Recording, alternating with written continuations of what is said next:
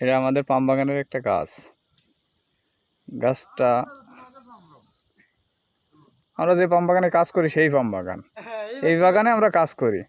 এই বাগানের ভিতরে একটা পুরাতন গাছ, মনে হয় কয়েকশো বছর হবে। দেখেন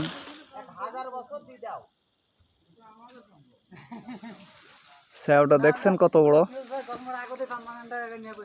স্যাও দেখছেন কত বড়, দেখছেন এই যে দেখা যাচ্ছে ওই যে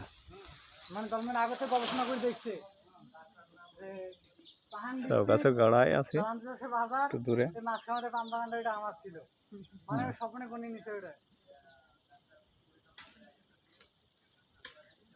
মোবাইলে অতটা বোঝা যাচ্ছে না মোটা, এর ব্যাট ধরতে হলে প্রায় কয়জন লাগবে,